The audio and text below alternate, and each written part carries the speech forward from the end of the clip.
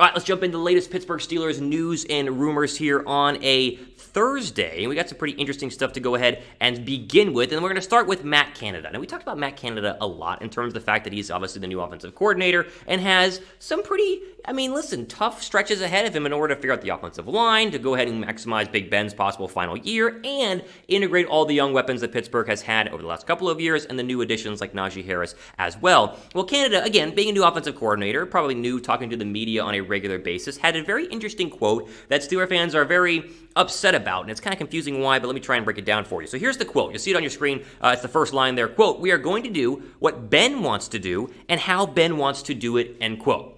And so Steeler fans, and I know not all of you guys, but some of you guys are out there saying, oh my goodness, we're just going to cave to Big Ben as they've done a lot of his career. You think back to last season, whenever Big Ben, kind of towards the latter half of the year, it seemed like they were just doing whatever Big Ben wanted to do versus doing whatever was best for the Pittsburgh Steelers offense. And some of you guys, again, are pretty concerned and upset about this, and are wondering how the Steelers, in terms of your fan base, or our fan base, I should say, will take Canada's comments. Does that mean he's going to be a pushover offensive coordinator, or is he actually going to get Ben to do what Canada wants him to do? That is the question. So here was a write-up which I think is interesting. I think it explains it a little bit better from behind the steel curtain on the Matt Canada comments. We'll throw those quotes up on your screen right now. Quote, "When Steelers fans hear this, nightmares of the end of the 2020 season start to creep back into their minds. Former offensive coordinator Randy Fichtner, having a reputation of being Ben's guy, and Roethlisberger actually being more of the offensive coordinator, there's a fear that Canada might just allow more of the same. But that's really what Matt Canada meant by his comment. Till the Steelers take the field in the regular season this fall, we probably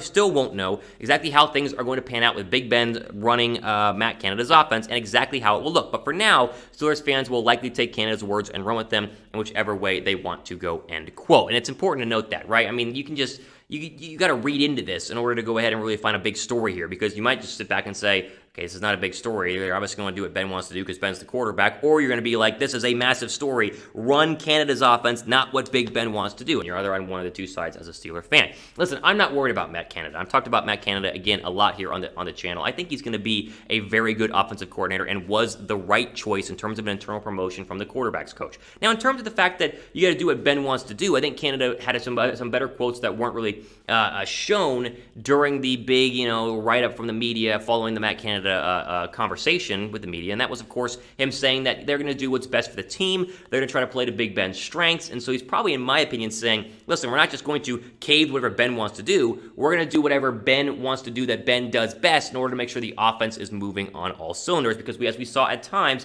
there were issues in terms of the running game not working last year, the offensive line not working last year, Big Ben struggling at times to throw the football down the field. So I am not ready to take this one line of comment and be like, oh my goodness, they're already caving to Big Ben this year in the final year of his deal. I mean, this is ridiculous. I am still pretty confident in Matt Canada. What's your confidence level in Matt Canada going forward here in 2021? Scale 1 to 10.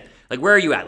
1 being not confident at all, this is ridiculous, or 10 being like, Thomas, I'm not even worried at all. Matt Canada is going to be just fine. Let me know your confidence level. I'm at a 7 right now. Give me your thoughts down below right now. Now, again, you got to focus on Big Ben here, because you can't get lost in the idea that, well, as the Steel Curtain article mentioned, Big Ben last year seemed more like the offensive coordinator, and Randy didn't have a lot of say in what they wanted to do. I don't think you got to read into that, but you also got to understand that Big Ben still is the quarterback of this football team and will be for at least one more year, possibly longer, depending on what he wants to do from a retirement standpoint. And the Steelers, well, they go as Ben goes, and so you want to make sure the offense is tailored around Big Ben, whether that is throwing the football down the field or doing the dink and dunk or running the ball or doing more play action. All of that needs to be incorporated. I think Matt Canada is doing a pretty good job so far based on everything we've seen and heard at Steeler OTAs, but it's also pretty darn early. So, again, are we going to panic? At least am I going to panic in terms of the Steelers going forward with Matt Canada's comments? No. I'm going to give him the benefit of the doubt. It's hard to go ahead and talk to the media when you haven't really done it, when you're a quarterback's coach versus being an offensive coordinator. I am not worried about the Steelers or Big Ben from this offensive perspective. My only worry for the offense right now is the offensive line, which we all know is going to be a continued worry until proven otherwise in the 2021 season. Okay, before we can keep going, let me ask you guys this question. Are you subscribed? If you are subscribed, type Y down below for yes. If you are not subscribed, type N and then say I'm a loser. Like, no, I'm not subscribed to our brand new Steelers Talk channel. Again, if you guys are not subscribed, we're going to have the latest and greatest Steelers news and rumors almost every single week. I mean, literally multiple times a week, we're going to come on this channel and get you guys the latest and greatest up-to-date news on your Pittsburgh Steelers in like a short 12 or minute or less video. And that's the whole goal here on the channel, is to be quick, but also be accurate in terms of giving you guys the full breakdown along with opinions on everything happening with your Pittsburgh Steelers. So go down below and hit that subscribe button. The more subscribers we get, the more videos we can go ahead and produce, meaning the more content you get to follow and cover your Pittsburgh Steelers. Okay, let's keep going here on our Pittsburgh Steelers news and rumors video, and there's a lot of discussion right now, okay? There's a lot of discussion about the Pittsburgh Steelers and the cornerback spot, and we talked about a guy named Xavier Howard a couple of days ago and how he is disgruntled in Miami, and maybe Miami could trade him over to Pittsburgh to help out and bolster that Steelers secondary. Well, now we must at least acknowledge the fact that Stephon Gilmore could also be a cornerback option as well. Gilmore, of course, is holding out of OTAs because he's upset with his current contract he signed back in 2017, which is paying him about $7.025 million or whatever it is here in 2021. And Gilmore understands he's a lot better than $7 million a year, and so obviously he wants a brand new contract. Now we know how the Patriots work, and that is that Bill Belichick hates giving people third contracts, right? You have the initial contract for Gilmore, and then the second contract for Gilmore, and then a third contract for Gilmore can be a little bit too much. And so you can see the tea leaves churning, the gears moving here in terms of the fact that the Steelers could be close to going ahead and parting ways and trading with the star cornerback. Here was the Steelers Wire on the idea of trading for Stephon Gilmore. We'll throw that up on the screen right now. Quote, just like the trade that the Steelers made to get Minkah Fitzpatrick in 2019, a move to get Gilmore could take the Steelers' defense to another level. Pittsburgh lost starting quarterback Steven Nelson and Mike Hilton this offseason and did nothing to replace either. Gilmore is 2 years younger than Joe Hayden and one of the elite coverage players in the NFL. With Hayden's career winding down, Gilmore would be a perfect replacement, end quote. And listen, everything they said there is absolutely correct. They didn't really address the cornerback spot at all, even though they let go of two of their cornerbacks. Kind of a surprise. Steven Nelson still remains unsigned as of filming this video. And Gilmore, of course, has been an absolute beast. I mean, you see the stats on the screen right now. This guy has been one of the most elite cornerbacks in the National Football League, easily top 3 over the past couple of years. Obviously, Jalen Ramsey looms large over there with the LA Rams. But here's the problem I have with the whole Gilmore idea. It's not the fact you got to trade and give up a draft pick, or the fact you got to pay him whenever he comes here and give him a brand new contract. Do the Patriots want Gilmore? I think the Patriots want Gilmore in the NFC.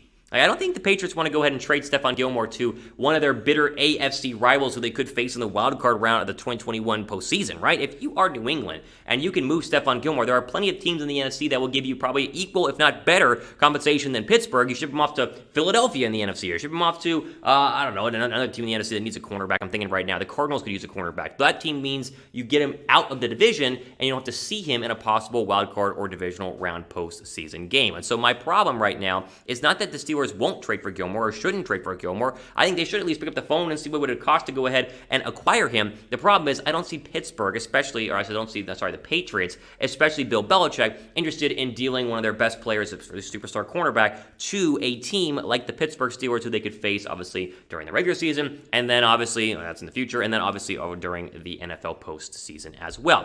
What do you guys think?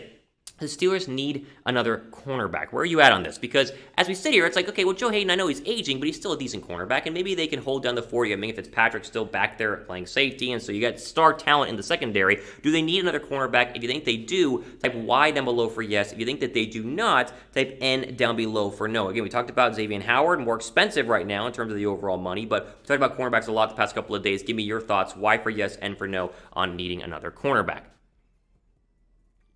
All right, let's jump into our final story here on today's Steelers news and rumor video, and that has to do with TJ Watt. So we talked about TJ Watt a couple days ago and the fact that he is, basically a year away from signing a record pass rusher deal. He's going to get upwards of $27 to $29 million per year, and yet Watt was asked in a recent media session about his snap count this past season. You go, Thomas, why are we talking about TJ Watt's snap count? Well, it's interesting. So Watt played in 855 snaps last year, and he played in over 850 the past couple of years in Pittsburgh. On the field for 83% of the team's total snaps in 2020. And that's led a lot of people to kind of question the idea of, does TJ Watt need a little bit more rest? Does he need less snaps in order to make sure he's at his peak performance in Week 16, and Week 17, Week 18, and into the divisional round, hopefully the wild card round as well of the playoffs? Here was Watt when asked about that. Kind of an interesting quote here. We'll throw it up on your screen. Quote, "It's something that I always look at early in the season, something that I am well aware of as the season progresses as well, but I always want to be out there as much as I possibly can.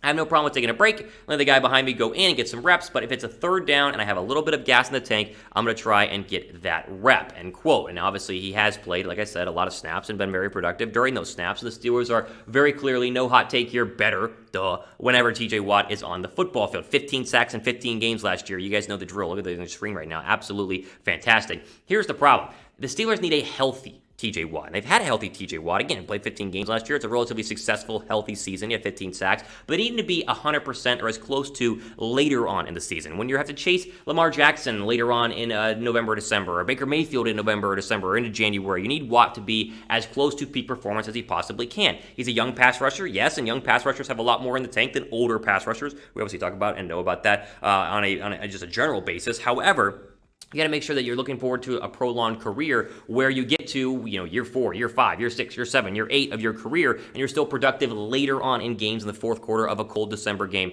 at Heinz Field. And so I'm all for him taking a few less snaps in order to make sure he's fully healthy and ready to go. But I also understand that TJ Watt knows his body better than I do, and I'm better than you do, and the national media does. And if Watt needs a break, he'll get a break. And if he doesn't need a break and he needs to be out there, then he will. And so I'm not worried about this overall, but it is interesting, and the idea that you could take TJ Watt to the field a little bit less in order to get more from him in the fourth quarter of a football game, or more from him during the latter or final 4 games of an NFL season.